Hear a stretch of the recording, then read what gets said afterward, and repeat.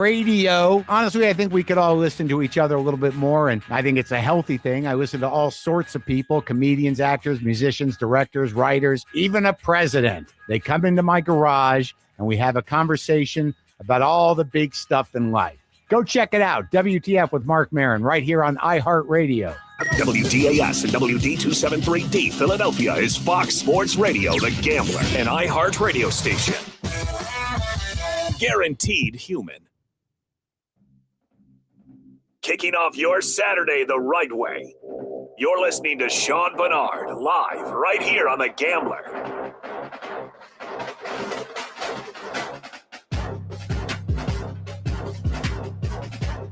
Good morning, everyone, and welcome back to Fox Sports The Gambler. My name is Sean Barnard here, checking in with you on this Saturday. It's been a couple weeks. We had the holidays, a lot of stuff going on, a lot of Villanova basketball right here on the airwaves that have bumped me out of the slot a little bit, but I'm excited to be here and chop it up today. We got a lot to get into. NFL playoffs right there on the docket. On top of that, the NBA season finally hitting its stride. We got some Phillies free agency news. There is a lot to discuss. And the main topic that I do want to get into today, I know there is plenty of NFL conversation all across the timeline and everywhere else, but I want to talk some hoop. I want to talk some NBA, and I got 10 takes that I do want to run by. On top of that, we will wrap up with, of course, a little bit of an Eagles versus 49ers preview, but I do want to start with a little bit of NBA action. You guys know I am a Sixers fan first, that I get fired up about the boys in the red, white, and blue, and they're giving us a lot to be fired up about these days.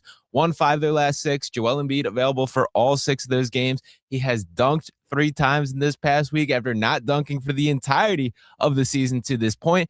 And I'm starting to believe that the vision for this team, there is some legitimacy too. Just to take a peek at the NBA standings overall before we dive into some takes, the Sixers are sitting at 5th place in the Eastern Conference. And the reason that I bring that up and do think that is notable is Sunday and Monday, there are back-to-backs against the Toronto Raptors, who are currently a half game ahead of them for that 4th seed. And I will say, we will dive deeper into the Sixers conversation, but one of the principles that I've stood on from start to finish this season for my level of optimism, for saying with my chest from start to finish this year that I do believe this Sixers team is a playoff team, look around the rest of the Eastern Conference, my friends.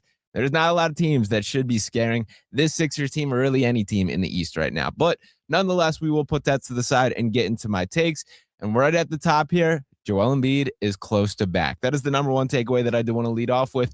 Across his past 10 games, he's looked like a different player. Not only just being available, but the level of impact that he is having on the game. And the one thing that I think is refreshing is at times during the peak of Joel Embiid, there was a little bit of a sense of it almost feels like he is forcing things to an extent. There is none of that right now. That he's completely playing within the realm of how he is asked to within the Sixers team. There are nights where Tyrese Maxey's absolutely going to have it going. And frankly, I expect Tyrese Maxey to be the leading scorer on this Sixers team for the vast majority of those nights. But there will be nights where VJ Edgecombe's got the hot hand. Paul George is the hot hand.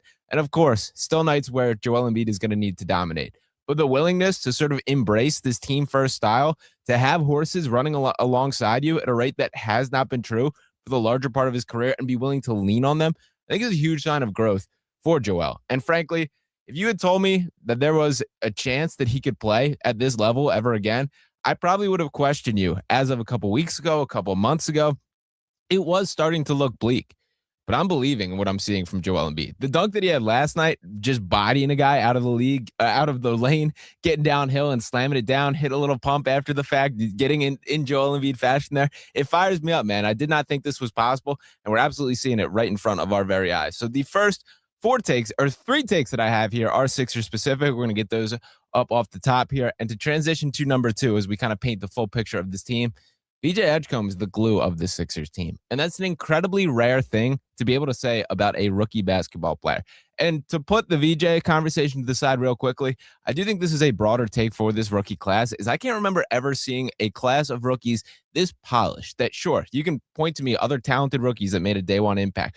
What I find so impressive about not just VJ, but Cooper Flagg, Con Knippel, Ryan Kalkbrenner, Sion James, who want to dive deeper in the second round. Trey Johnson showing me some flashes of this as well, although under different circumstances. But there's a level of composure and just willingness to play within the game that typically takes years to carve out to. Like VJ Edgecombe plays the game of basketball like he is a 10-year seasoned vet, and the dude is 20 years old straight up right there. In last night's game, VJ Edgecombe limited to just 6 points. in general, that's the type of performance that would throw a rookie off. He failed to knock down a single three-pointer. But what did VJ do? He led the team in assists. He had 7 rebounds, 9 assists, and was a huge part of that win. And I also very much appreciate from VJ getting in Noah Penda's face a little bit after a hard foul on Joel Embiid. Now, to say this about Noah Penda, I do not think it was a malicious foul or a dirty play right there. It was a situation where Joel was driving to the paint with a little bit of aggression in him. Penda goes straight up trying to contest. Embiid hits the floor hard. And I will say this was a situation that gave me my biggest jump scare heart attack moment in regards to Joel of the entire season. I think he's been pretty good about limiting those type of situations. Last night, not so much. There were 3 or 4 falls that he hit the ground that had my heart jump a little bit there. But I do love from VJ Edgecombe that he is itching to get in the mix, to stick up for his vet, to stick up for the former MVP. And I don't think there's been enough of that with this Sixers team throughout the years.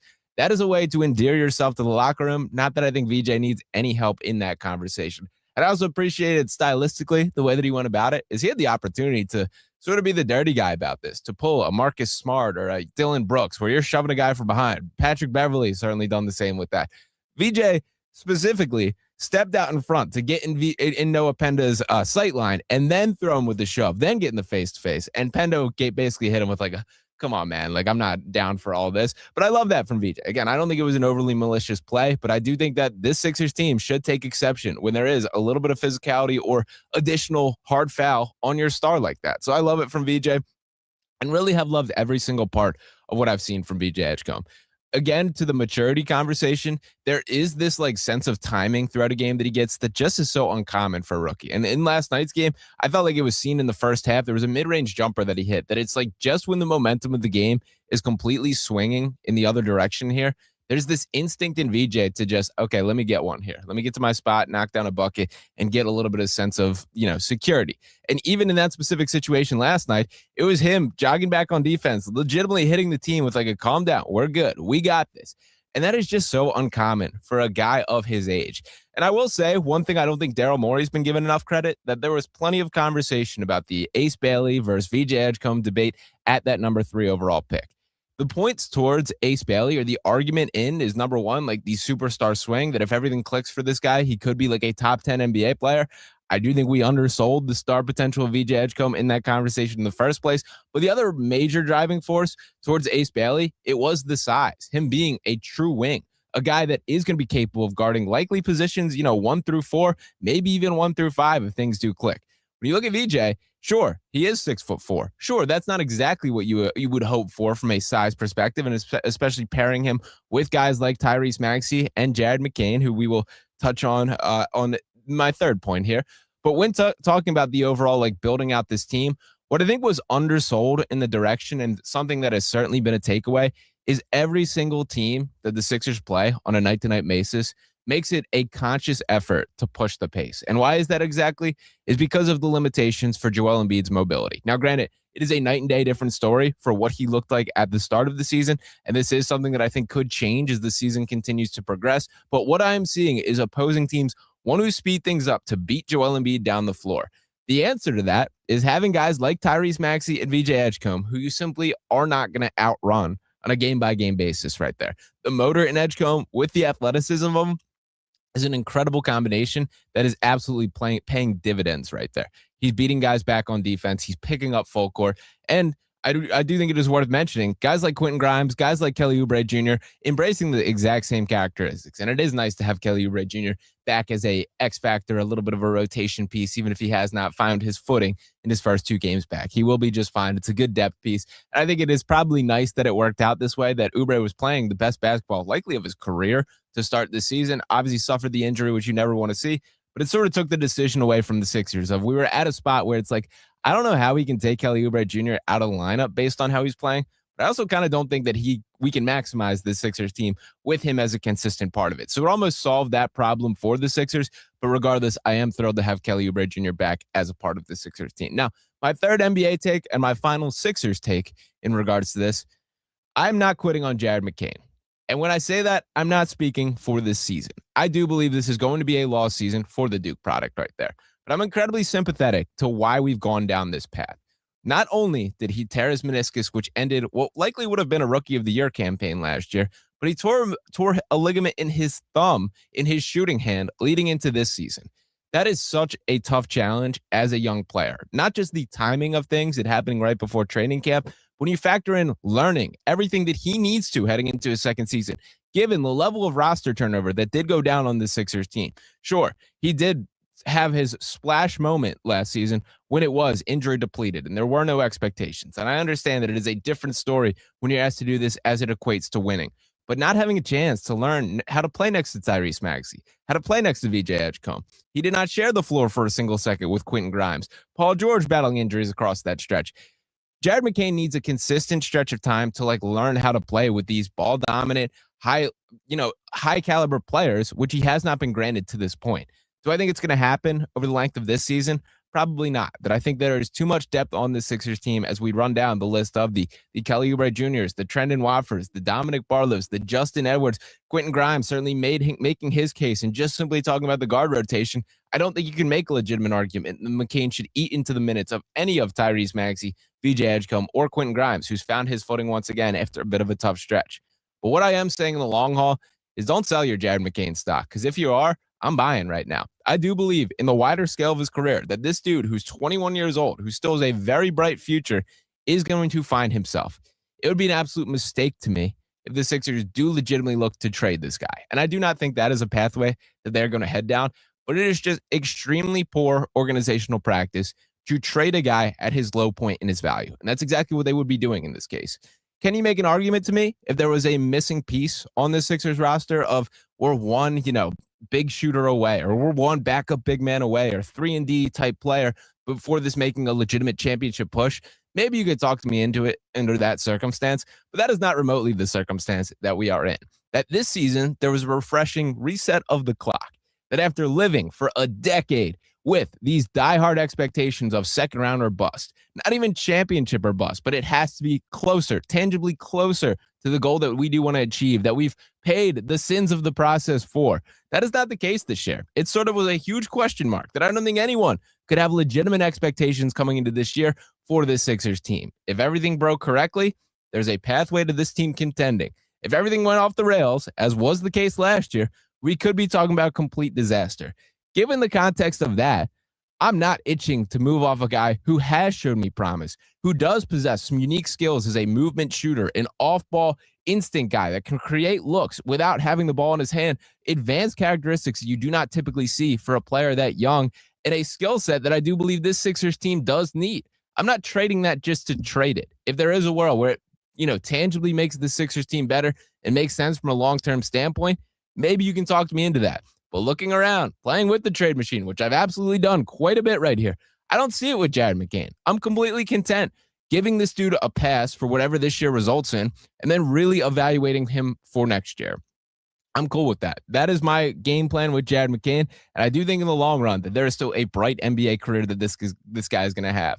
I've stood here several times and had the take of, is Jared McCain going to be a better NBA player than Tyrese Maxey when both these guys hit their peaks? And I have stood on the side of things that I would be betting on Jared McCain in that conversation. Now, granted, Tyrese has improved leaps and bounds beyond what I think anyone could have fairly expected to be the case, that every legitimate ceiling that you put on this guy, he has blown through to the point where we need to be talking about this guy as a legitimate clear-cut top 10 NBA player, leading the league in minutes, third in the league in scoring, over 40% from three on high volume while adding 7 assists. And by the way, second in the NBA in blocks for a guard, which is a nuts stat that is not getting enough credit there. Tyrese Maxey's that dude. But I'm not sure that Jared McCain isn't just yet, is all that I'm saying. For this specific season, I'm fine with putting him to the side. Even if you want to give him some G League love, let him get some run down there, figure things out, play through the shot, that he's shooting 31% from three. That's not going to fly for a guy whose primary role is to be a floor spacer and, a microwave scorer, a high impact type guy when he does come into this game. So I wouldn't mind giving him a little run with Delaware and just figure things out. It is going to be a frustrating season for Jared McCain, and I've accepted that. But in the wider conversation, I'm not selling any point of what my outlook is for him. So we'll see how that does settle right there. Those are my first 3 NBA takes that I did want to get off my chest, all pertaining to the Philadelphia 76ers. Moving forward, we're going to take a quick break, and I have 7 takes for around the league before we transition to a little NFL talk on the second hour. So keep it locked for a quick 3-minute break. Be right back talking some more NBA.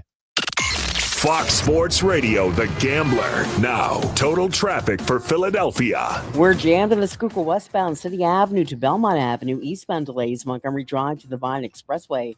Vine Expressway westbound is jammed Benefactor Parkway to the Schuylkill. Eastbound, the Schuylkill to Broad Street. I-95 is busy but moving. Ann Evans, total traffic. This report is sponsored by the Crohn's and Colitis Foundation.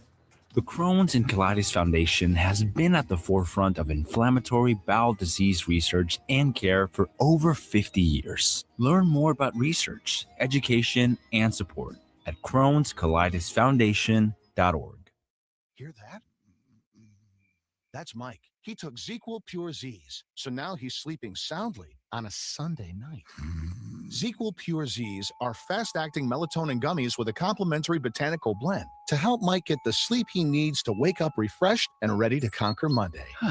Let's do this Monday. ZQL Pure Z's, just for sleep. Really great sleep. These statements have not been evaluated by the Food and Drug Administration. These products are not intended to diagnose, treat, cure, or prevent any disease. Use as directed. I'm Stephen Curry, and this is Gentleman's Cut. I think what makes Gentleman's Cut different is me being a part of, developing the profile of this beautiful finished product. With every sip, you get a little something different.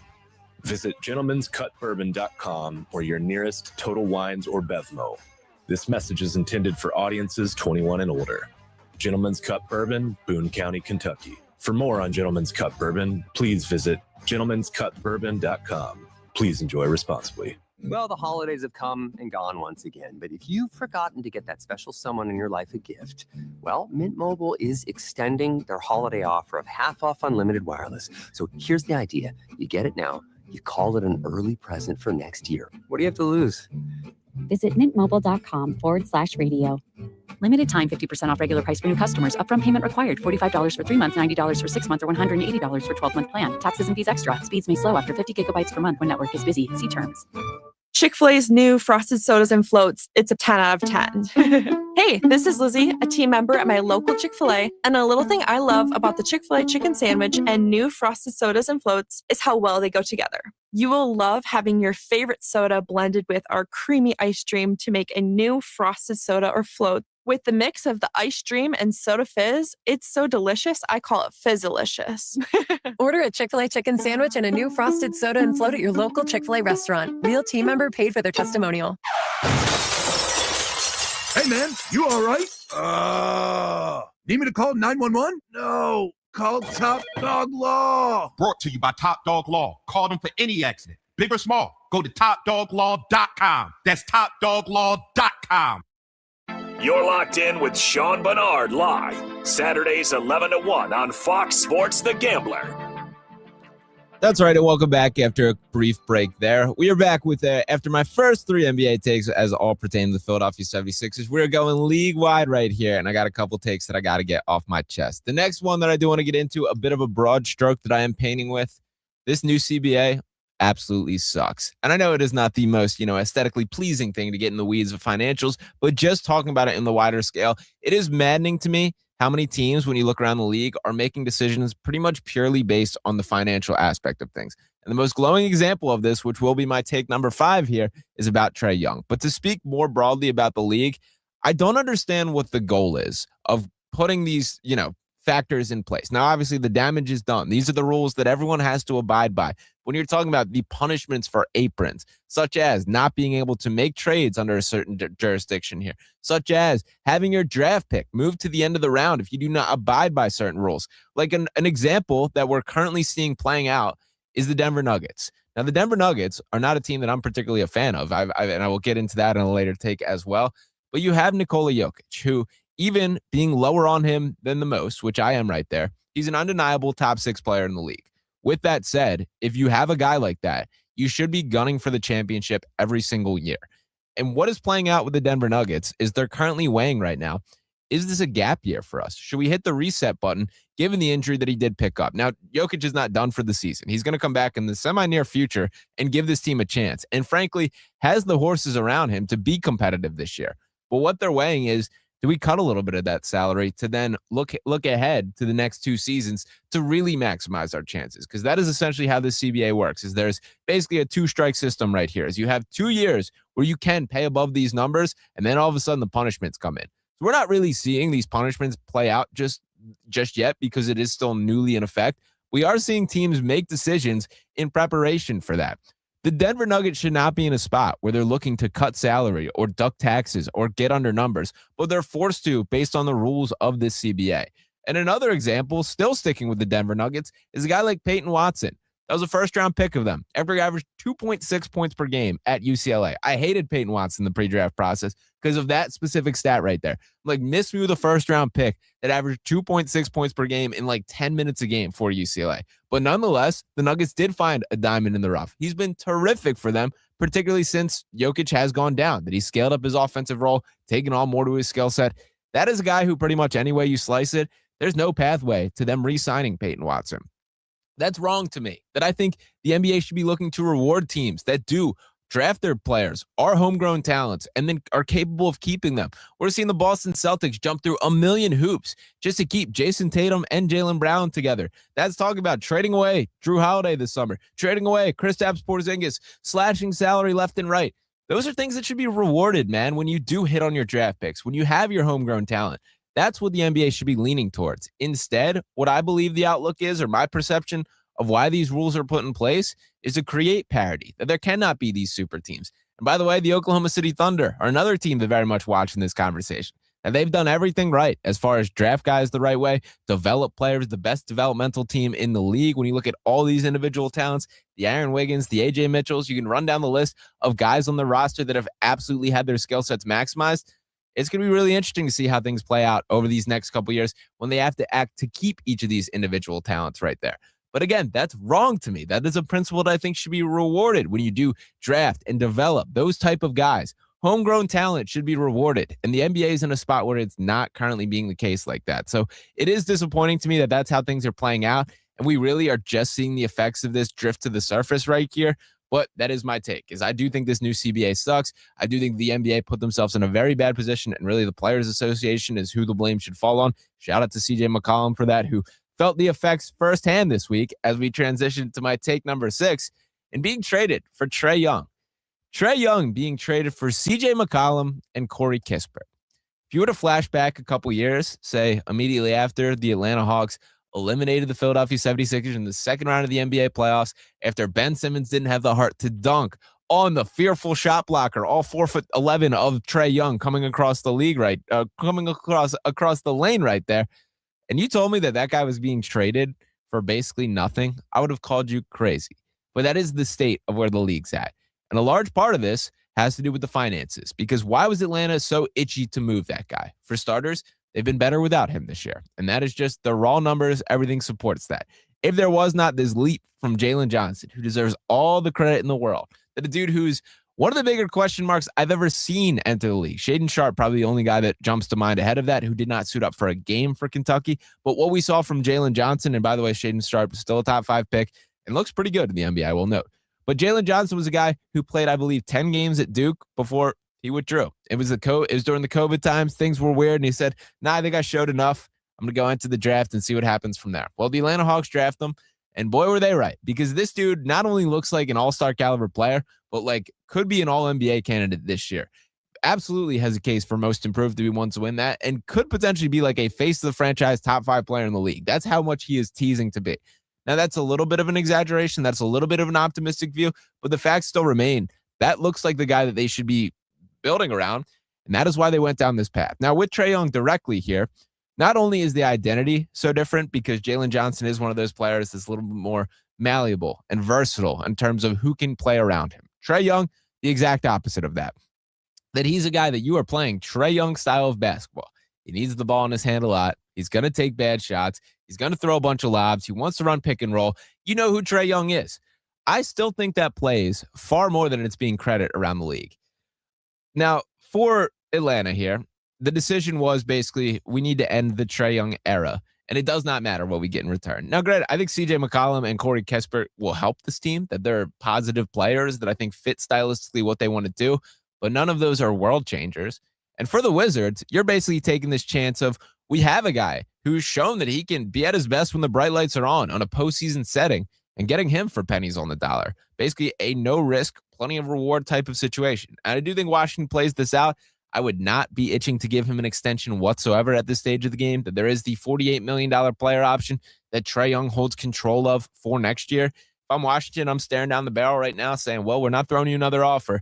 So you can either try and find that money somewhere else, and we basically gave away Corey Kispert and CJ McCollum for free for half a season of who knows how long we'll see Trae Young, or next year is the year where we figure things out. And I like the way that Washington is trending. Alex Sarr, I think, is like a legitimate high-level player, an all-star caliber player when we flash forward a couple years from now. Bilal Coulibaly, I love what he's about and think that's the type of guy that could be a very effective pairing with Trae Young, talking about making up for his defensive deficiency there. Trae Johnson, excuse me. I love the way that he's played, particularly of late. And that's the guy that I kind of look at as a potential alpha scorer, a guy who could be the leading scorer for that Wizards team. They have talent right there. They just got to be patient. And that's what is a little bit frustrating to me about it from Washington's angle, is I feel like they kind of tried to skip a couple steps for no reason. Now, granted, I do think this is somewhat hedging their bet. And what I mean by that is they are still invested in being a bad basketball team this year. They are still in the tank zone. And what's unique about the Wizards situation, they have a top 8 protected pick, meaning if that draft pick falls outside the top 8, they will not have access to it. And by the way, it heads to the New York Knicks. So they need to make sure that they do fall within that window. Sixers found themselves in a very similar spot last year with the top 6 protected pick. That is why they elected to make sure last year went off the rails to the level that it did go like that. The Wizards are in a similar spot. They want to make sure they're in that top 8. When you look at this draft class, it's unbelievable. Cam Boozer, Darren Peterson, AJ DeBansta. You can run down the list of guys that are incredibly exciting in this upcoming class. These are franchise changers. If Washington can find one of those, you get AJ DeBansta to pair with the current core that you do have, then all of a sudden that is your franchise guy. But say that doesn't happen. Say they are a scrappy young team that wins a couple more games than they should. That anything can happen when those lottery balls do go down and figure out that order. They do fall outside the top 8. Then what? Then Trae Young is their bet. That they're going to play some Trae Young basketball moving forward. And I will say, for how sour the, vibe of Trae Young has turned, the way that he's spoken about has turned, I do have a bit of sympathy for this guy. That it is not the easiest thing to hit big shots in Madison Square Garden, to shiver in Knicks fans' face as you send them home, to roll dice over center court of Madison Square Garden as you walk out, a bunch of upset Knicks fans, to send the Sixers packing when the Hawks were clearly the inferior team. Trae Young has his flaws. There's no doubt about it. He's not a good enough shooter for the level of shot volume and selection that he commands. But he's still a guy who's 27 years old, who's got a couple All-Stars to his name, who's on the short list of the top 3 passers in the entire league. And there's enough there to want to work with. He cares. This is not a Ja Morant situation in which that is a guy who's off the rails both on and off the court. This is not a situation like a Ben Simmons area where he clearly does not care about basketball, where he's not invested in getting better. Trae Young wants to be good, man. And I do believe there's a world where this is very much the low point of Trae Young's career, where we are viewing for the future of how was he just gifted to Washington like that? Do I think he's going to be an all-NBA caliber talent ever? Do I think he's going to take a huge leap in his production or skill set? Probably not. But do I think he could be in an environment that maximizes who he is to an extent which has never truly happened in Atlanta? That I think is true. So we'll see how things do play out from there. But I will say one of the least seismic blockbuster trades of all time that I can remember. A guy that I think should command a pretty return, just straight up didn't. And I think a lot of that goes back to the CBA conversation. But nonetheless, we will keep it moving to my number 6 take that I do want to get off my chest. And if I'm an NBA team right now, I would not touch Ja Morant with a 10-foot pole, man. And I understand that the inner workings of this leverage play is beginning to shift. Of the first report, the agent speak that is being fed to Shams Charania for the first time, the Memphis Grizzlies are fielding offers. This is a double-edged sword to me. That Ja Morant, you can feel how you feel about him. Off the court, he gives you plenty of reason to not like him, whether it is what he's doing on Instagram Live, whether it is him dancing around, him kind of sending his subtle middle fingers to the league for the way that he acts on the court. But what I personally care more about is the actual production on the floor, and it straight up has not been there. To give you a stat for this season, Ja Morant, he has an effective field goal percentage of 42.9%. That is the worst in the NBA of all players. He's doing that on 16.3 shot attempts per game. That is unsustainable. That is, you cannot win when that is that level of volume and that level of efficiency is on your team. You're a losing basketball team straight up. But for the Grizzlies, it hasn't exactly been true that that's a huge part of their team, because Ja Morant has played 77 games over the last 3 seasons. That's absurd. That is not anything that you can remotely build around. And when you talk about Ja, he's never been a good shooter. He's shooting about 20% from three this year. But there is this electrifying energy and athleticism that he brings to the table. Except he doesn't anymore. Except he doesn't dunk at the rate that he once does. Except he doesn't get downhill and attack the paint. And we've also seen Ja burn through multiple coaches, that there were the issues that did go down with Taylor Jenkins at the end. A clear clash of stylistically what he wants to do, that he was vocal, and I want more pick and rolls. Well, Ja Morant, you run more pick and rolls than any player in the entire league, and you're still unhappy. You're still sulking on the bench. You still don't look like you care. You're still searching for your basketball joy. I understand that he is box office, that there will be a desperate team that talks themselves into Ja Morant, whether it is the Sacramento Kings or Toronto Raptors, or the Miami Heat getting him on a buy low situation. But I think the red flags on the court are far more concerning to me than any of the actions that are off it, and both certainly carry some weight in that conversation. So Ja Morant will get traded. There will be a desperate team that gives him an opportunity. But boy, if I'm an NBA franchise, I am making sure that it is not me. So we'll see how that wraps itself up. But let's transition to my number 7 take across the NBA right now. And it has to do with your favorite team and mine, the New York Knicks. The New York Knicks are not tough, and that is a huge problem. I've watched this team on several occasions now get straight up punked. I've watched them do it at the hands of the Detroit Pistons this week in unbelievable fashion of just being bullied on the glass, through the lane, on the defensive end. But it's not just the Pistons who will do that to teams. And honestly, I thought had some success doing that to them in the playoffs last year. I understand the Knicks 1-6. We will see how this year goes, as it does feel destined for some level of rematch there. But the Phoenix Suns are punking this Knicks team. Dylan Brooks is punking this Knicks team. That can't happen. And I do wonder, as we shift back and start to revisit the Karl-Anthony Towns trade, I remember one of my reactions to that being, Karl-Anthony Towns is a great player. There's no doubt about it. Phenomenal talent, one of the greatest big man shooters of all time. But if you're asking me, I want to go to war in a playoff series. If I want Dante DiVincenzo or Karl-Anthony Towns on my team, my answer then and my answer now is still Dante DiVincenzo. And I do believe losing him from that core, like the Villanova boys, lost a pretty significant fabric of what this team is supposed to be.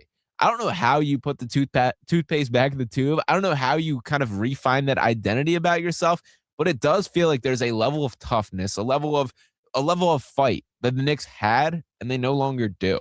For a team that is sold out for having more skill, we're playing the Mike Brown system. We're playing up tempo. We're giving Jalen Brunson free reign, giving Karl-Anthony Towns shot. OG Anunoby's been unbelievable this year. The bench has been leaned on at a higher rate. There are things to like about this Knicks team, but whenever I watch them, they are missing a level of fight, a level of toughness that I think it straight up requires to be a championship contender. We'll see how that ultimately solves itself, but I do think if I'm a Knicks fan right now, I'm pretty maddened about that fact, that they do not play with this New York toughness, the thing that got this entire fan base to buy in on this current core. I'm not seeing it from the Knicks, and that was not a takeaway that I remotely expected to have at the halfway point of the season. They're still going to be a tough out. They're still going to be a good team. This is not me saying that they are not worth watching or not worth paying attention to, but I'm just saying the New York Knicks do not have that level of toughness that they need to, and that they've really established an identity on. So we'll see how that wraps itself up. We have 3 more NBA takes that I do got to get off my chest. We're going to take a quick 3-minute break for this. Be right back on the other side. So make sure to keep it locked right here on Fox Sports The Gambler. I'll be talking to you shortly. Season 2 of Unrivaled Basketball is here, and the talent is unreal. The best women's players on the planet are running it back with even bigger moments and bigger stakes. Don't miss as Natasha Cloud, Kalia Copper, Paige Beckers, Nafisa Collier, and more take the court and redefine the game. This isn't your regular season. This is Unrivaled, where the pace is faster, the energy is higher, and every athlete shines. Unrivaled Basketball, Season 2, sponsored by Samsung Galaxy, tips off January 5th on TNT, True TV, and HBO Max. Hear that? That's Mike. He took ZQL Pure Z's, so now he's sleeping soundly on a Sunday night. ZQL Pure Z's are fast-acting melatonin gummies with a complementary botanical blend to help Mike get the sleep he needs to wake up refreshed and ready to conquer Monday. Let's do this Monday. ZQL Pure Z's, just for sleep. Really great sleep. These statements have not been evaluated by the Food and Drug Administration. These products are not intended to diagnose, treat, cure, or prevent any disease. Use as directed. Quality meats without the high price tag. That's Wild Fork. Stock your freezer with everyday favorites like chicken breast for just $3 a pound, ground turkey for $5, and chicken drumsticks at only $1.20 per pound. Wild Fork is your go-to frozen meat and seafood market, delivering premium quality from farm and sea to your table. Visit one of 4 Greater Philadelphia locations or order same-day delivery at www.wildforkfoods.com. Free delivery for WF Unlimited members. I'm Stephen Curry, and this is Gentleman's Cut. I think what makes Gentleman's Cut different is me being a part of, developing the profile of this beautiful finished product. With every sip, you get a little something different. Visit gentleman'scutbourbon.com or your nearest Total Wines or Bevmo. This message is intended for audiences 21 and older. Gentleman's Cut Bourbon, Boone County, Kentucky. For more on Gentleman's Cut Bourbon, please visit gentleman'scutbourbon.com. Please enjoy responsibly. Your one stop for advertising? Call 844-844-iHeart. For delicious meals, you could go out to eat or spend hours in the kitchen. Or you could just make a Marie Callender's meal. Yeah, you heard me. Marie Callender's classic chicken Parmigiana bowl is delicious with scratch-made marinara sauce, creamy mozzarella cheese, and no preservatives. It's high in protein with 30 grams per serving. Marie Callender's, what having it all tastes like. Chick-fil-A's new frosted sodas and floats, it's a 10 out of 10. Hey, this is Lizzie, a team member at my local Chick-fil-A, and a little thing I love about the Chick-fil-A chicken sandwich and new frosted sodas and floats is how well they go together. You will love having your favorite soda blended with our creamy ice stream to make a new frosted soda or float. With the mix of the ice stream and soda fizz, it's so delicious, I call it Fizzalicious. Order a Chick-fil-A chicken sandwich and a new frosted soda and float at your local Chick-fil-A restaurant. Real team member paid for their testimonial. The once-a-year sale and clearance is here. Upgrade today with Mattress Firm's quality selection of top brands. Let their sleep experts find the perfect bed to help transform your nights. They make sleep easy. News has never been so important. We've got breaking news from Capitol Hill. And iHeart makes it so easy to stay in the know with 24/7 news on iHeartRadio. A major breakthrough in medical research. Live around the clock, so you're never more than 3 minutes away from the stories that matter most. Extreme weather is impacting millions. 24/7 news, right at your fingertips with the free iHeart app, where you can now make 24/7 news a preset for even quicker access. 24/7 news on iHeartRadio. iHeartRadio. Soundtrack. Flashback. The coolest secret agent in the world with equally cool soundtracks. Shirley Bassey gave us the theme to 1971's Goldfinger with Diamonds Are Forever. Diamonds are forever. They are all I need to please me. They can stimulate and tease me. For more great movie soundtrack hits, check out Popcorn Radio on the iHeartRadio app. Your weekend sports edge starts here. This is Sean Barnard live on Fox Sports The Gambler. And welcome back right here on Sean Barnard Live, right here on Fox Sports The Gambler. My name is, of course, Sean Barnard. Tuning in for our final couple NBA takes before we transition a little bit into the NFL world. I do got to put a bow on some NBA conversation. Again, plenty still to go down this season, a lot more to get into. And a team that has come down to earth a little bit in recent games is the defending champion Oklahoma City Thunder. Just 7 losses on the season, but 6 of them coming across their past 14 games. They are 8-6 across this stretch, including 3 losses at the hand of the Spurs, and some concerning wins in the process there. Just edging the Grizzlies out by 1 point last night, beating the Jazz in overtime. For this team that was viewed as untouchable, as no team can reach this peak, this is a dynasty in the making. I just want to express a cautionary tale. The Oklahoma City Thunder are still a damn good basketball team. They should absolutely still be viewed as the championship favorite, just in the same way that they were last year. But what I think needs to be a lesson here is they cannot just rest on their laurels and believe we're the best team because of this depth of talent, because of all the youth that we do have. Yes, these guys are going to take leaps. There's also a human nature aspect of every single game that this team plays, you're going to get the best punch from your opponent. And from an internal perspective, it's hard not to hit the relax button a little bit. If you're Shai Gilgeous-Alexander, who, by the way, is not really included in this conversation, that he has absolutely taken his game to new heights, should be viewed as the MVP favorite, has added layers. I think he's grown as a playmaker this year. Not exactly who I mean in this discussion, but just to use him as an example. You're coming off a season last year in which you won the NBA championship, was crowned MVP, was arguably the best player in the league. Now what? You want to get back in the lab, get to those 6 a.m. workouts, and to his credit, it looks like that was the exact answer to what he wants to do. But my point here being that not everyone's wired like that. And even within the walls of that locker room, where I think they are as bought in as you could possibly get for a youthful core, it is hard to win in the NBA and hard to win at the level that this team is expected to. If I'm the Thunder, if I'm Sam Presti right now, with this just unbelievable cabinet of assets, the draft picks, the young players, I'm taking a serious look at what this team can be, what can make them better. I'm going out and getting a guy that can help them. I am making an all-in trade for the Thunder. I'm not saying disrupt the core in its entirety, but you have enough young pieces, you have enough young talent, enough picks, that's not going to hurt you to do exactly that. And for the player that I do believe they need, it is a high-level shooter. That they don't have a guy that is a lockdown, knockdown, three-point threat in the way that I think an NBA contender should. That really, when looking in where things have gone wrong in this recent stretch, it is the shooting conversation. It is they have not connected at a high enough rate. Now, in their defense, they kind of didn't in last year's playoff run. And that was something that was viewed as a flaw then. Obviously, not something that weighed them down. That this was a team who gets the job done defensively, who competes on that side of the floor. And I apologize for the brief cough right there. Battling through a little something. I feel like I sound like Big X the plug a little bit, but nonetheless, we're plugging through. We got ball to talk about. And to keep it on the train on the tracks with this Thunder team, they are still going to be one of the top teams at the end of the season. But I am making sure, if I'm Sam Presti, with all the work that was put in to put yourself in this spot, that you make sure you maximize things. The guy that continues to pop to mind is Trey Murphy on the New Orleans Pelicans.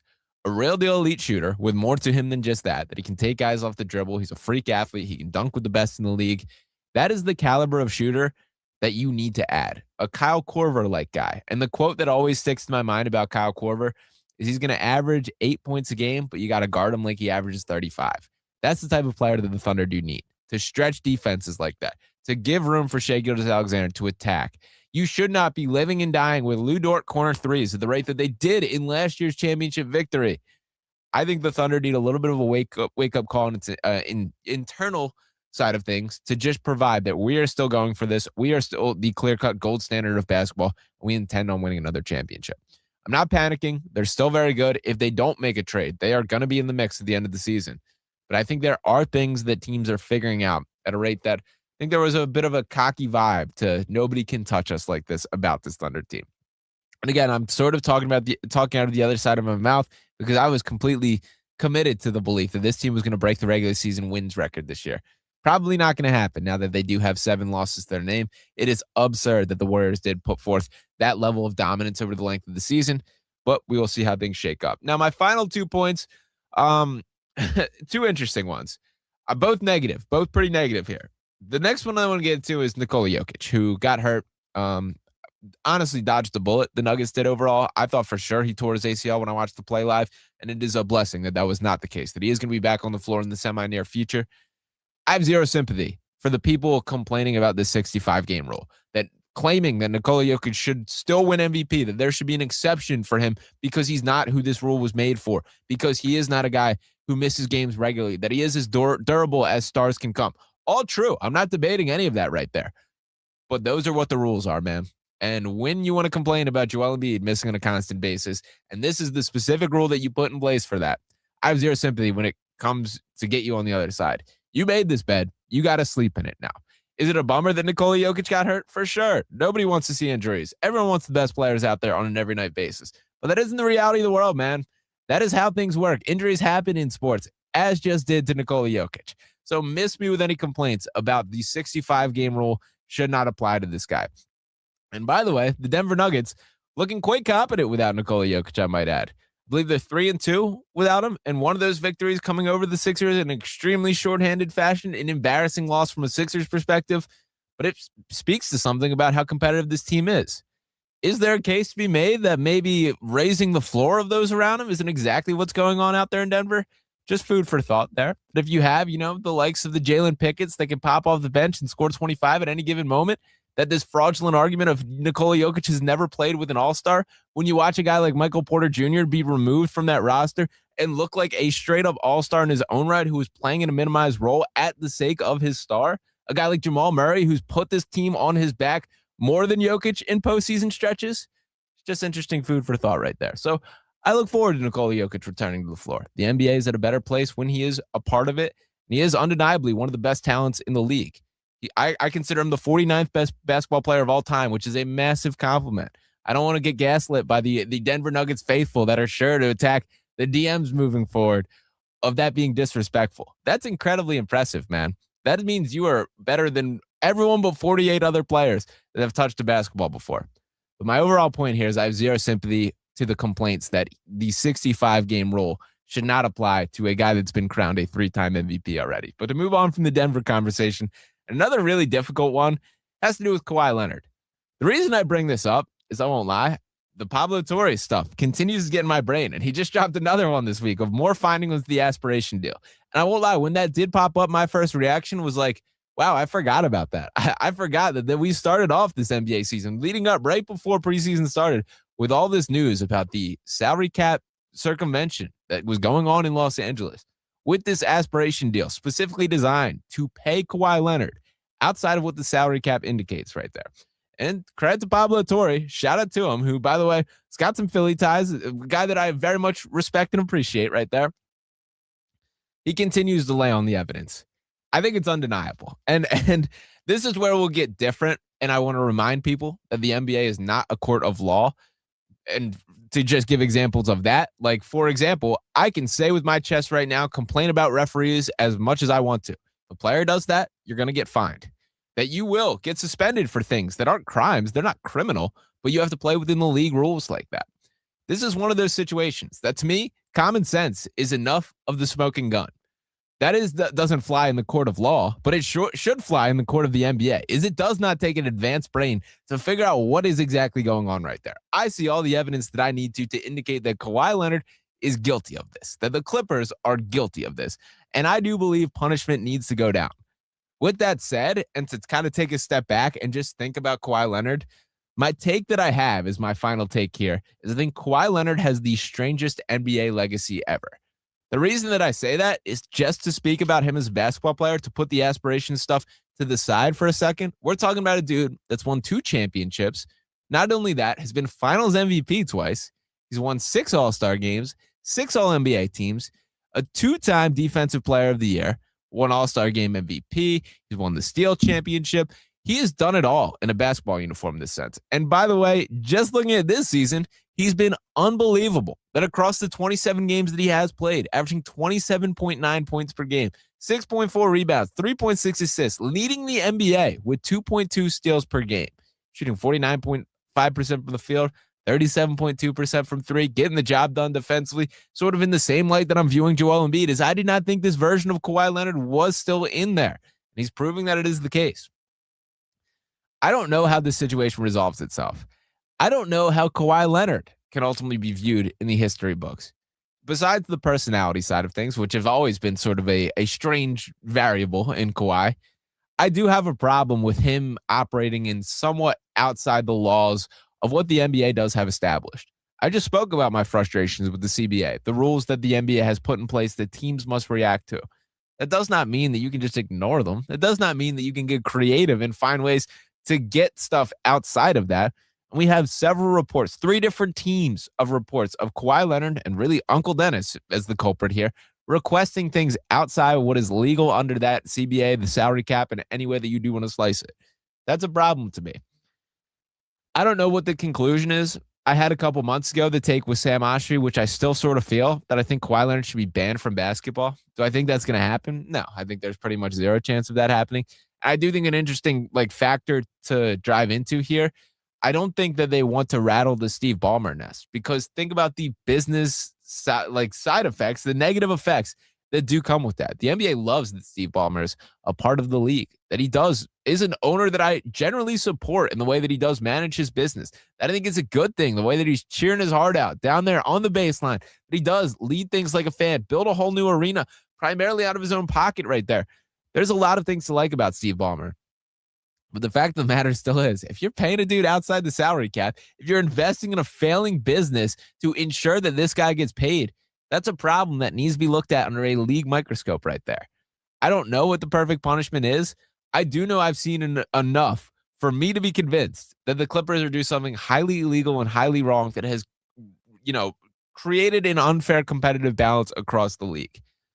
I'm curious how Adam Silver does ultimately go about this, because seemingly the tactic to this point has just been allow things to ultimately continue, and then we will put a bow on it at the end. I don't know when that bow does come and what exactly it is going to say, but I do know is there's an all-star game coming up that is going to take place in the Intuit Dome in Los Angeles with Clippers, at the Clippers arena with all this going down. I also know the Clippers have started to turn things around a little bit on the floor, that they are still sitting at 11th place in the Western Conference, but they're 14-23 after sitting right down the bottom for most of this, that they have had a very impressive stretch of basketball that makes them look at maybe you can squint and think that this team can make some noise. But I don't know how this concludes itself. I need to see some sort of comment, action, or something from Adam Silver. So that is going to put a bow on our 10 NBA takes in this first hour here. We're going to take our final break of the first hour before we switch gears, talk a little bit of Eagles, and then wrap up with maybe a little bit more Sixers talk at the end. So appreciate you guys for rocking with me. Make sure you get involved in the conversation if you're listening. Drop some comments down below. Give your thoughts. Make sure you're smashing the subscribe wherever you're listening. We'll be back after a quick 4-minute break here. Villanova basketball is back at Xfinity Mobile Arena in South Philadelphia. This is your chance to be part of a tradition of excellence. Purchase your tickets today for a marquee Big East matchup as the Wildcats take on St. John's on Saturday, January 17th at 8 p.m. Act now and visit villanova.com or call 610-519-4100 to secure your seats so you don't miss any of the action. Villanova basketball versus St. John's, Saturday, January 17th at Xfinity Mobile Arena. Your ticket to the big moment. Well, the holidays have come and gone once again, but if you've forgotten to get that special someone in your life a gift, well, Mint Mobile is extending their holiday offer of half off unlimited wireless. So here's the idea. You get it now. You call it an early present for next year. What do you have to lose? Visit mintmobile.com/radio. Limited time 50% off regular price for new customers. Upfront payment required. $45 for 3 months, $90 for 6 months, or $180 for 12-month plan. Taxes and fees extra. Speeds may slow after 50 gigabytes per month when network is busy. See terms. NFL playoffs, let's go. DraftKings Sportsbook, an official sports betting partner of the NFL, makes every moment feel bigger. In the postseason, the game shifts fast. And with DraftKings live betting options, you can stay right in the moment. Plus, DraftKings has your back with early exit protection. If the player in your eligible NFL prop bet goes down at any point in the first half, you still get paid in cash. With DraftKings, you're covered through the entire half. Why bet player props anywhere else? New customers, here's your shot. Bet just $5, and if that bet wins, you get $300 in bonus bets instantly. Download the DraftKings Sportsbook app now and use code SPORTS1480. That's code SPORTS1480 to turn $5 into $300 in bonus bets if your bet wins. In partnership with DraftKings, the crown is yours. Gambling problem? Call 1-800-GAMBLER. 21 plus, Pennsylvania only. Eligibility and restrictions apply. Bet must win to receive bonus bets, which expire in 7 days. Additional terms at dkng.co/audio. Limited time offer. The free iHeart Radio app is your daily soundtrack with live stations, 24/7 news, sports, and weather, and of course, the most podcasts on the planet. It's easy to see why more and more people are using it. Join the millions who already have it on their smartphone. The free iHeart Radio app, the #1 app for radio. For delicious meals, you could go out to eat or spend hours in the kitchen. Or you could just make a Marie Callender's meal. Yeah, you heard me. Marie Callender's classic chicken parmigiana bowl is delicious with scratch-made marinara sauce, creamy mozzarella cheese, and no preservatives. It's high in protein with 30 grams per serving. Marie Callender's, what having it all tastes like. Wesley Financial Group is not a law firm. I'm Chuck McDowell, founder of Wesley Financial Group. Did you buy a timeshare because they told you it was a great investment? That's a lie.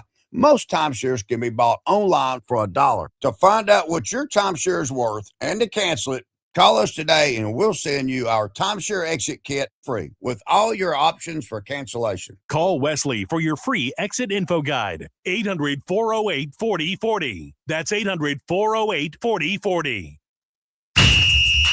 Here's what's trending on the iHeart Sports Network, presented by DraftKings Sportsbook. The college football playoff championship matchup, it'll be set tonight when Indiana meets Oregon in the Peach Bowl. Winner there gets Miami for the title.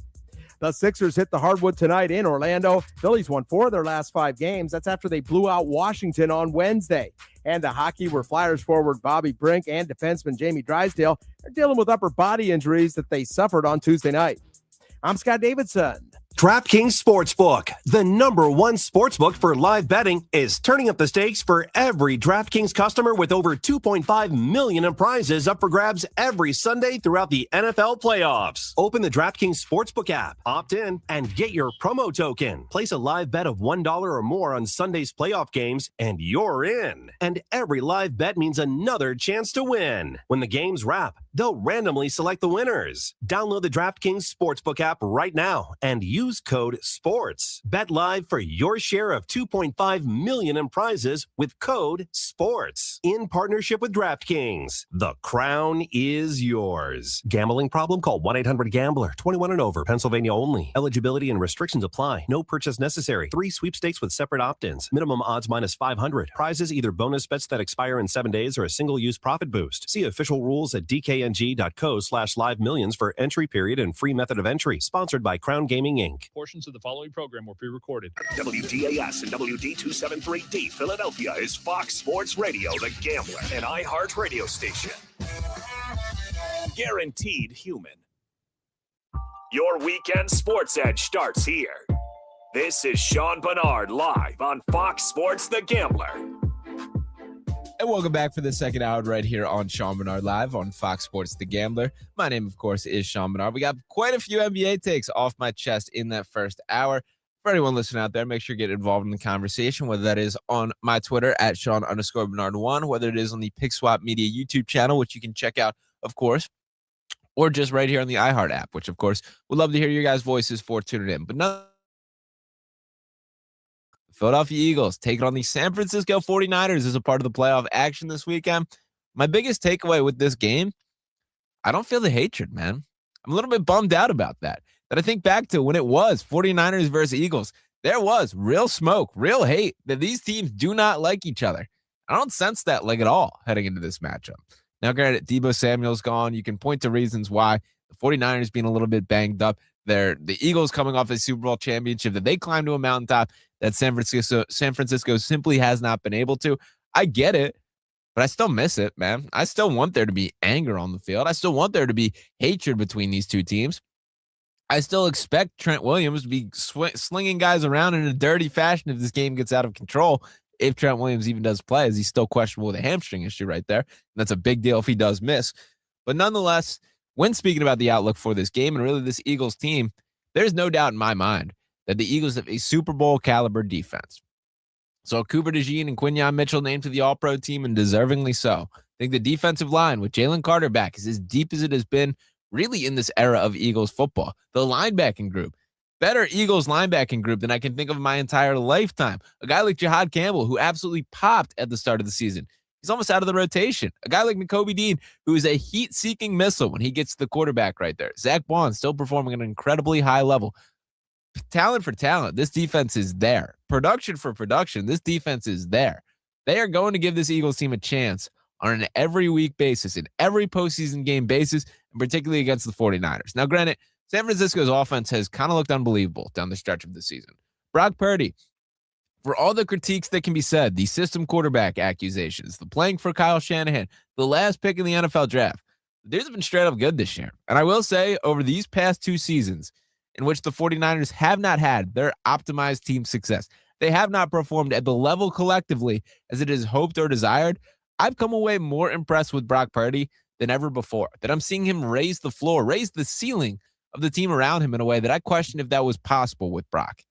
And heading into this game, that is a factor that concerns me, that I do believe Brock Purdy is going to show up. I do believe Christian McCaffrey is going to show up, but I also know that this defense is. Really, the question comes down to how this game will go is what happens on the other side of the ball. What Eagles offense do we get? Is there a world where prioritizing rest, getting this team as healthy as possible, was the right direction? And they have a little tricks up their sleeve, some plays tucked in the pocket, a postseason playbook per se that they did not put on tape, put on film at the, of course, across the regular season. I hope so, man. Am I bought in that is absolutely the case? Definitely not. And I will say what writing I can read clearly on the wall is that this is going to be it for Kevin Petula. I think absolved from winning another Super Bowl, and even if they do win another Super Bowl, I'm not certain if this does stick. The Eagles will be going another direction at offensive coordinator. And the quote that really sold it to me was this from Jalen Hurts. As they were asked him about the decline in quarterback runs was keeping him healthy. And his answer was, and mind you, that is not a question about Kevin Petula whatsoever. The answer from Jalen Hurts was, quote, "No, the season has gone the way that it is. The approach this year and the way that games have been called with this coordinator, it's just gone that way. I've taken pride in giving my best with the position that they've put me in." That is not a glowing quote regarding your OC. Now, Jalen Hurts, it can be frustrating at times for him speaking in riddles or speaking in quotes and not giving you the direct answer that you honestly hope for. For the most part, I don't have a problem with it. So I'm catching some heat this week he was asked about why is it you're at the best when the moment's the brightest? And the reply that Jalen gave was just simply, sometimes you have it in you. And he did not elaborate more than that. There kind of was a pause, and he said, just answering your question. That was perceived as rude by a lot of people. It's certainly not the friendliest answer. I have no issue with that whatsoever.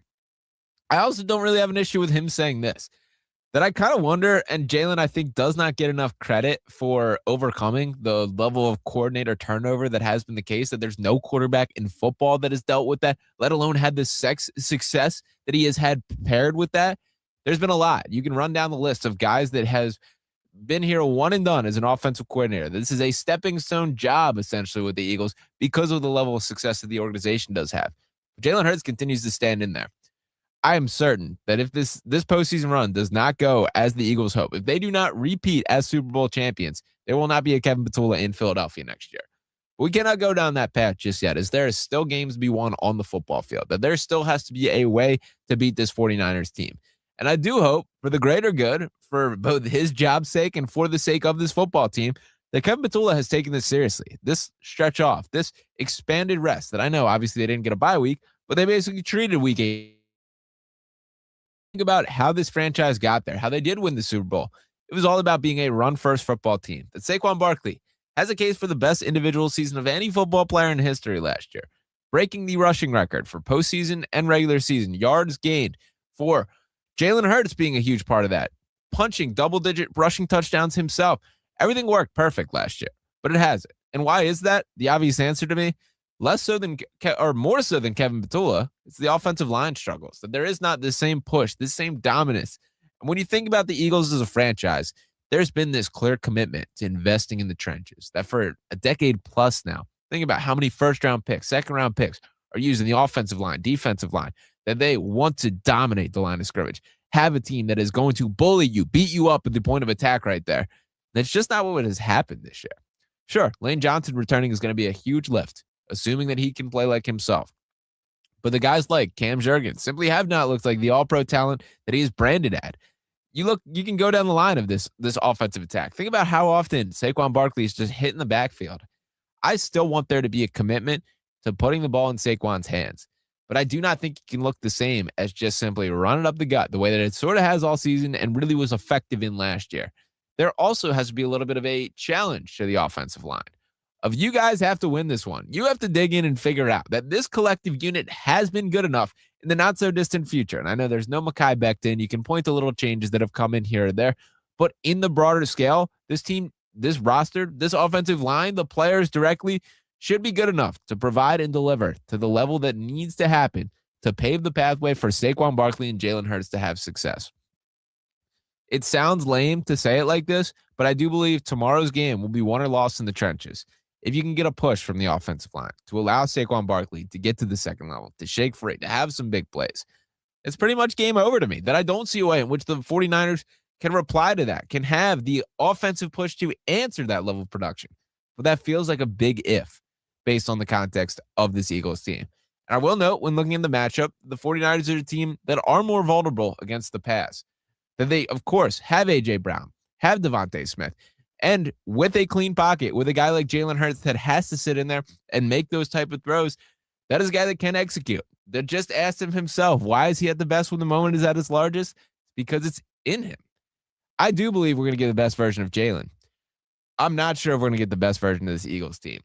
This is not a matchup in which I care any bit about style points. This is a situation in which it is survive and advance. And we have won ugly all year. We've seen this Eagles team limp to the finish line and get past it all season long. That's all I need to see tomorrow. I don't care if Christian McCaffrey puts up 300 yards. I don't care if Brock Purdy throws for 450 on us.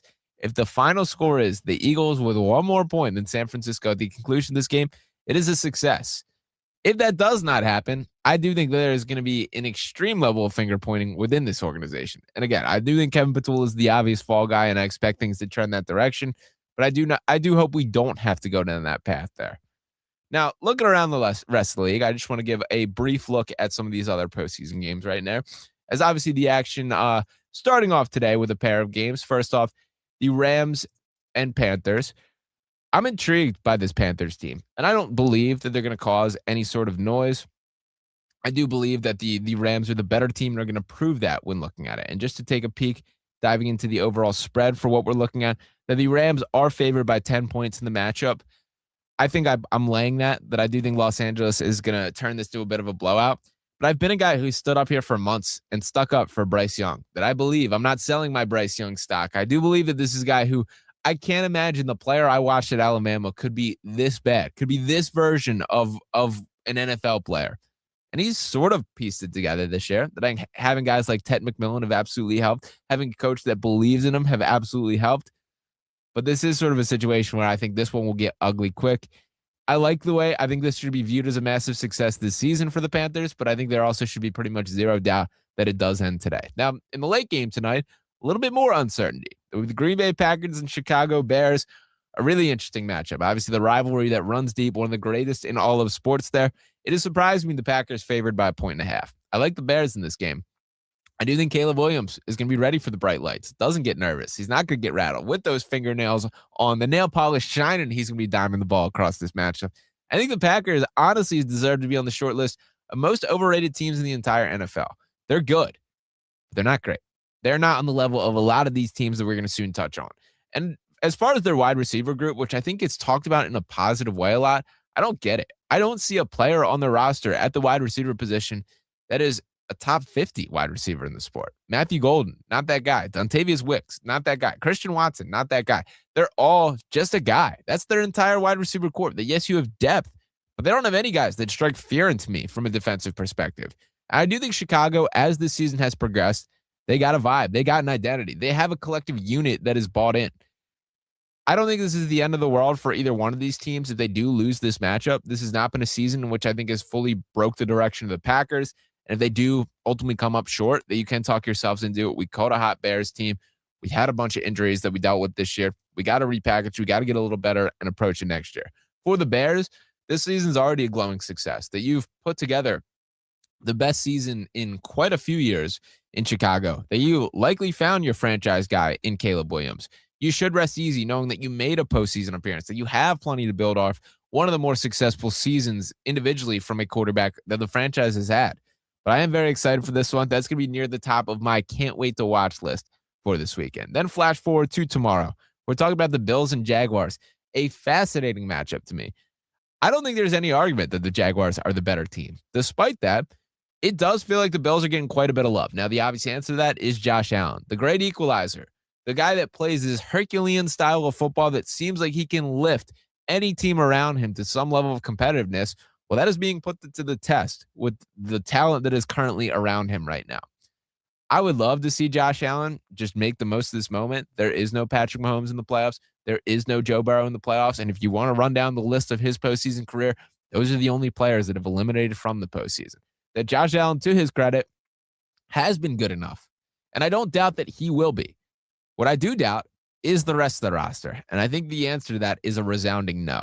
I'm not ready to say I'm all in that I think the Jaguars are winning, that I do think Trevor Lawrence is capable of throwing up a clunker, even though he's unquestionably playing the best football of his career, that I do believe Liam Cohen deserves a ton of credit for generating this level of toughness in this Jaguars team that was desperately missing, for having Trevor Lawrence play with a competence level that has been missing for the larger part of his career, and the talent level has absolutely increased across the board in Jacksonville.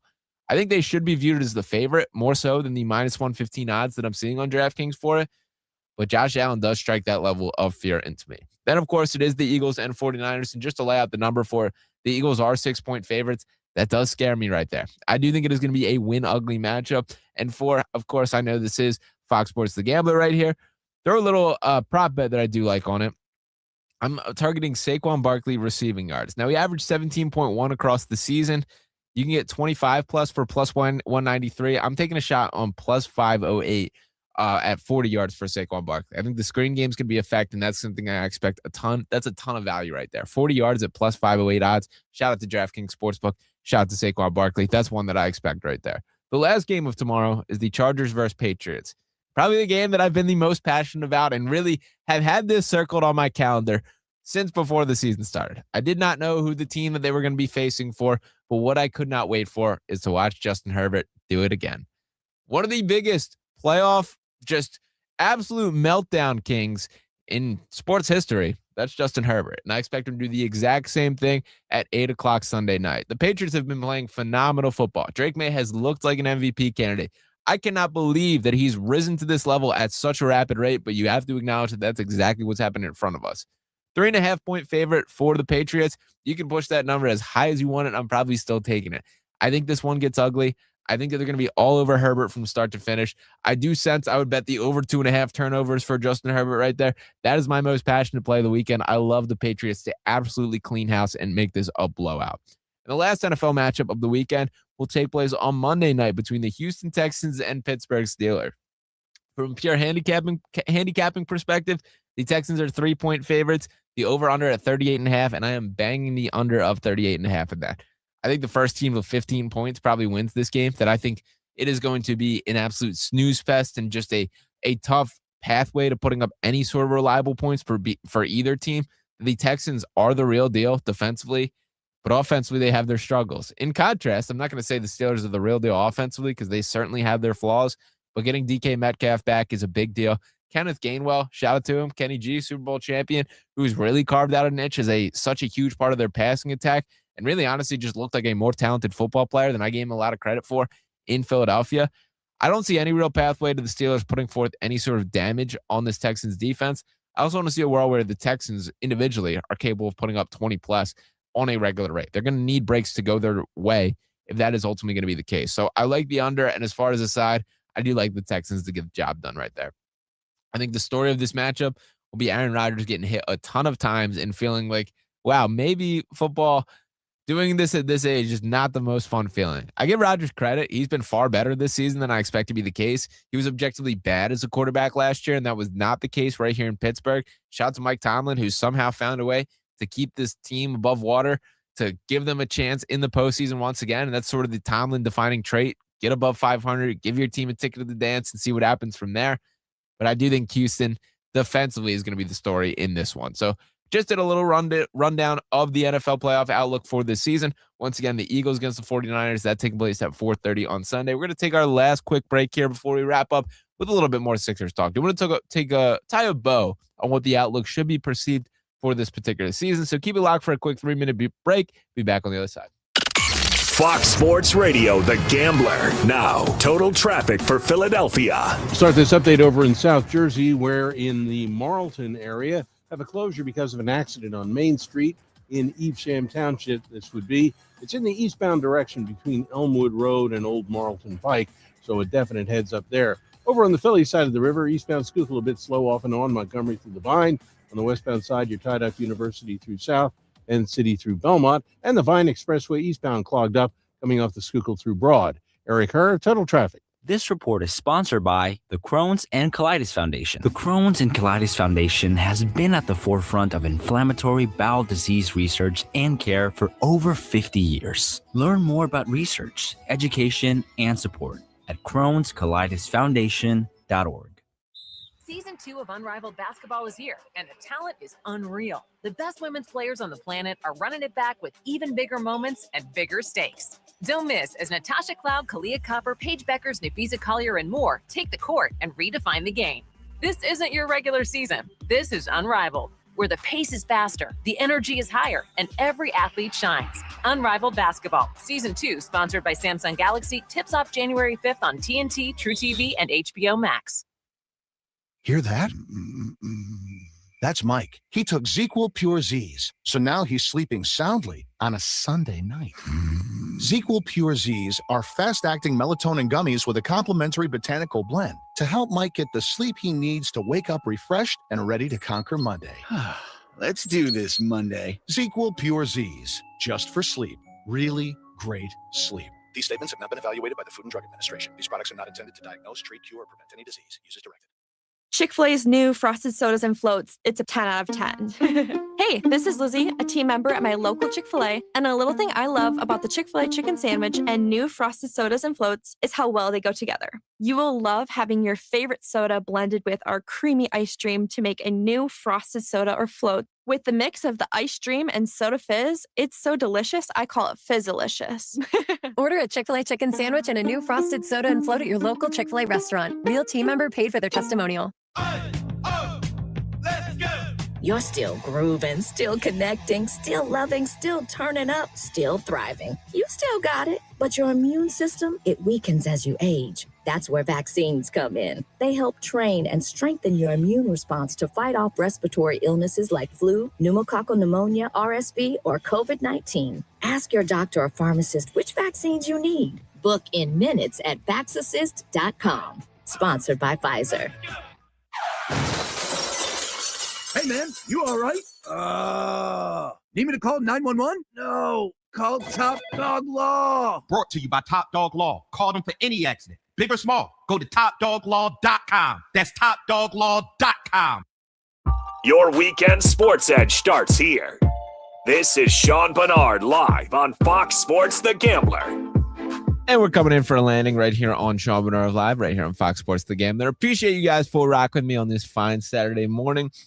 Very excited for a weekend of sports. The NFL playoffs underway, the NBA season cruising by, college basketball in full swing, which, by the way, a great slate of games across that right here on the Fox Sports networks that we'll be having Villanova playing at pregame starting at 2 o'clock, so make sure to keep it locked for that right there.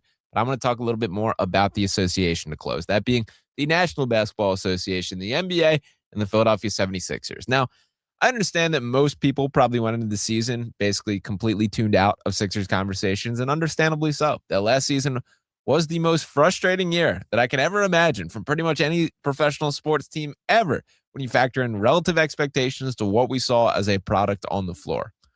But I do welcome you guys back to join, the hype train right here. Get on board with what the Sixers are doing, and if not, why?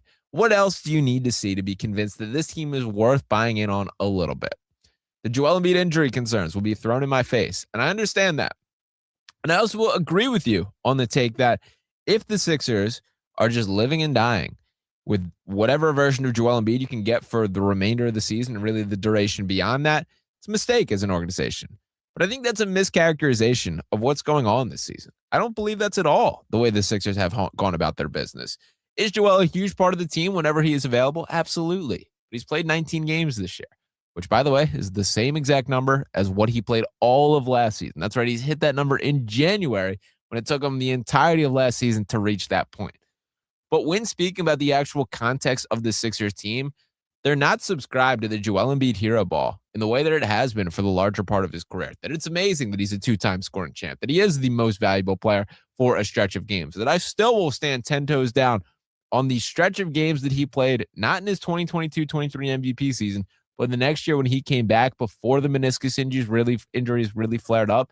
That was the most impressive stretch of individual basketball that I've seen from any basketball player ever. That includes Kobe Bryant, Michael Jordan, LeBron James. You can run down the list.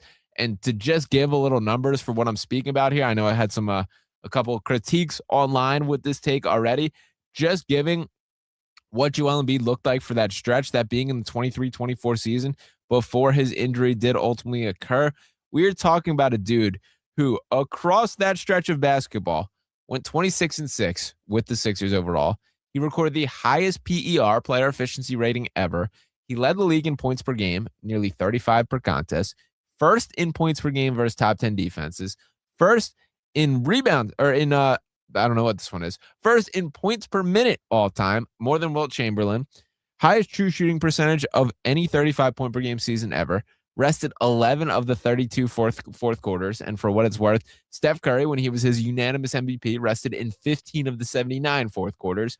Shot 89% free throw percentage, a 54% rate at the mid-range, a career high in points, assists, and steals, as well as on the defensive end, the second best field goal percentage allowed versus expected, and the second most field goals contested per game. Shout out to my guy at CBane100 for all these stats right there. That is the version of Joel Embiid that we were talking about at the time. That is no longer the version of Joel Embiid that exists. And the Sixers, to their credit, have completely carved a path to make sure there is still a way to win with this version of Joel Embiid. That does mean him embracing more of a team-first mindset and mentality there. And that does mean he has the players around him to lean on this. The Tyrese Maxey has absolutely taken these leaps. Think about if we were talking about, like, I'll use Kelly Oubre Jr. as an example right here. Kelly Oubre Jr., there was a stretch where he was arguably the third best player on the Sixers team. There's not even like a clear rotation role for him currently. And obviously some of that is tied to the injury, him returning from things.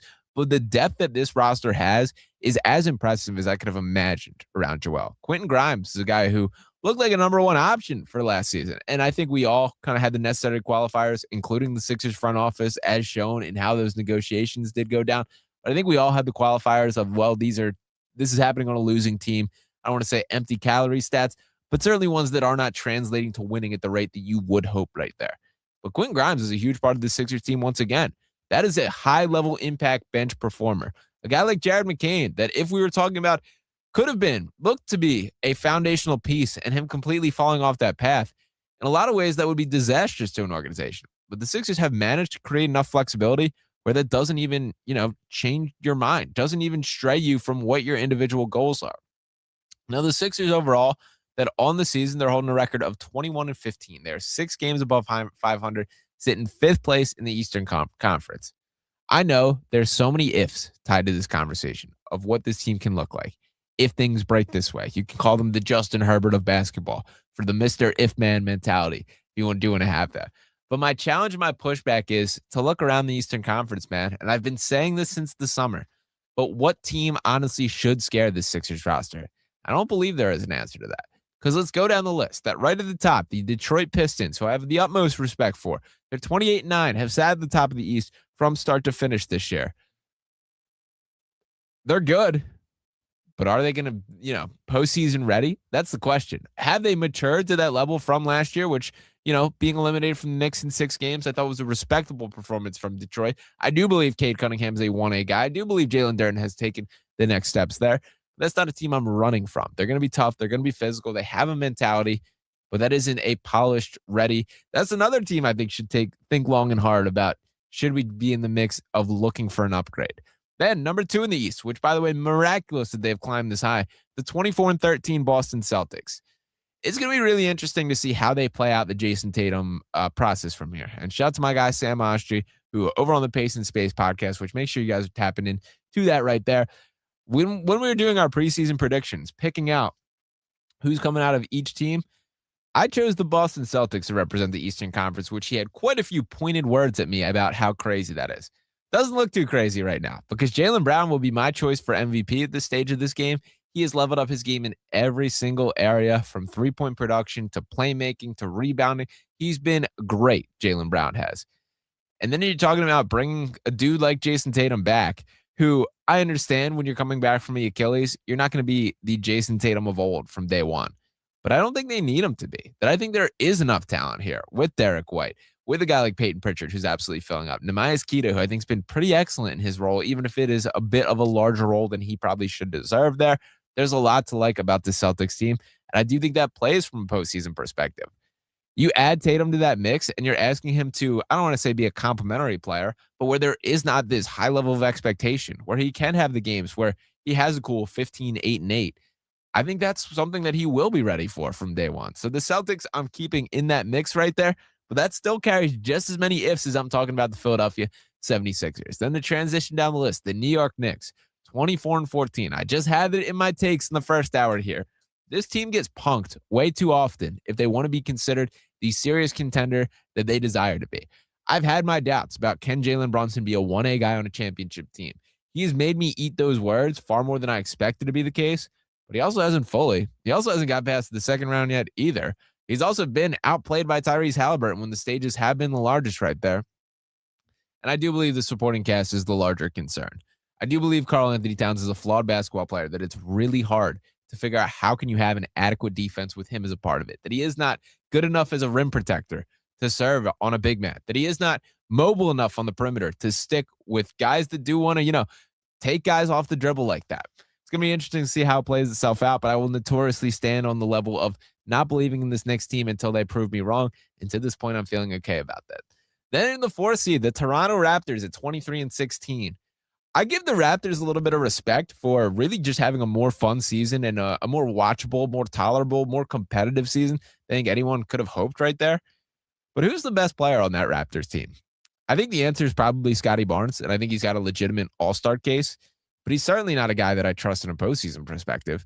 Brandon Ingram has his moments. He's looked very good this year. I've been impressed with Brandon Ingram. Had some, game winner, had some really nice flashes right there. Emmanuel Quickley, I like. But this is a bunch of guys that we're talking about as should be third options on a really good basketball team. I don't think that makes up for not having a 1. And I will note that at the current stage, if the playoffs were to start right now, we're talking about a Raptors versus Sixers opening round series.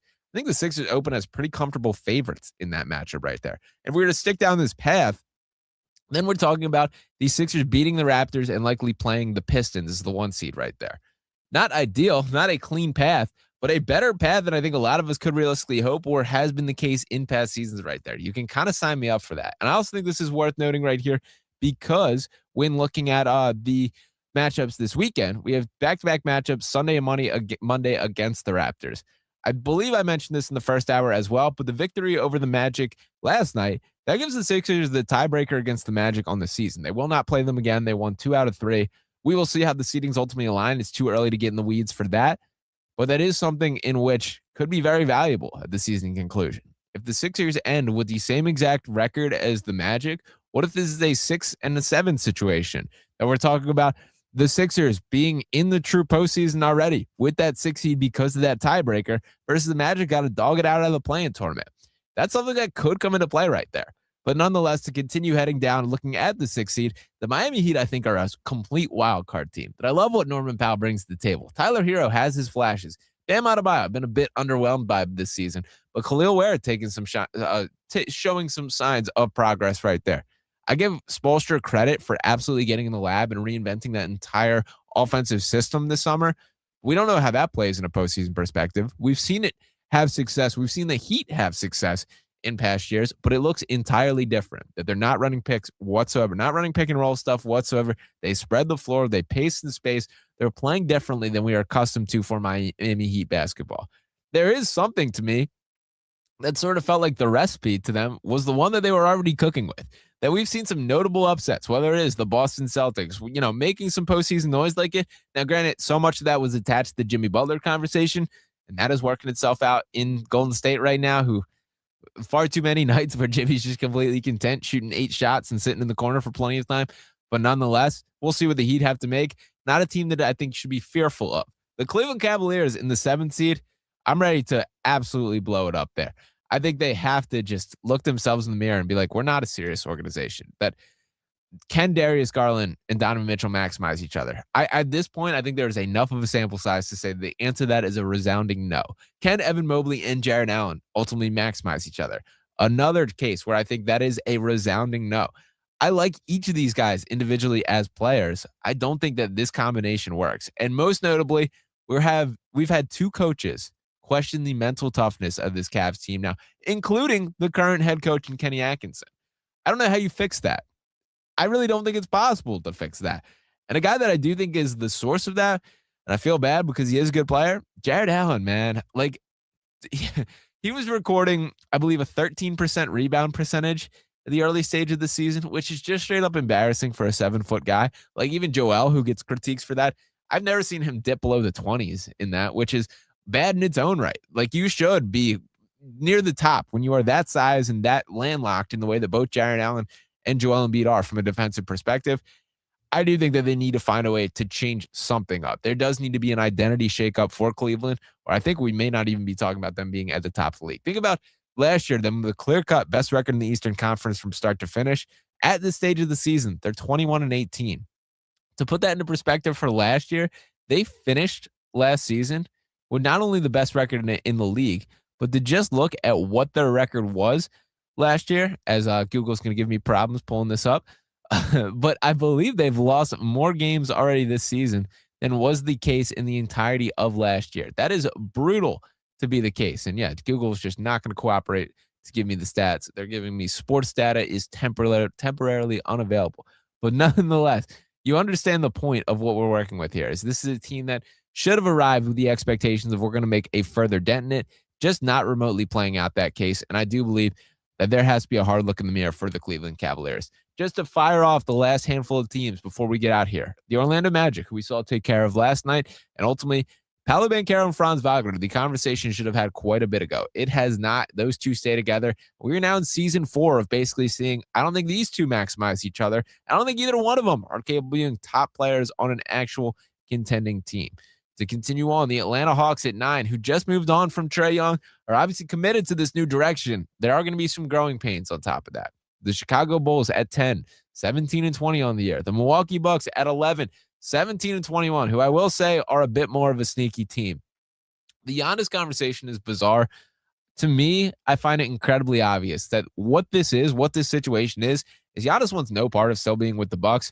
But what's more important to him than that is making sure he's not the bad guy, that he's the franchise legend, man. He's given that organization everything he possibly could.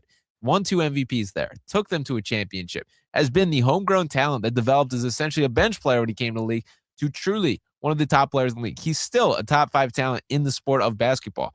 That's who Giannis is. He doesn't want to rattle. He doesn't want to kick up dirt on the way out. He's not going to be James Harden where he's making these public proclamations and desires to be traded.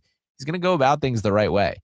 I respect that to an extent, but it also just feels like we know what the deal is here. And to look at this from Milwaukee's perspective, there's a pretty convincing case to be made of the right move from their side of things is simply to get a haul. This is not a Trae Young situation in which you can get what you get, that you're ready to turn a page, this era is over.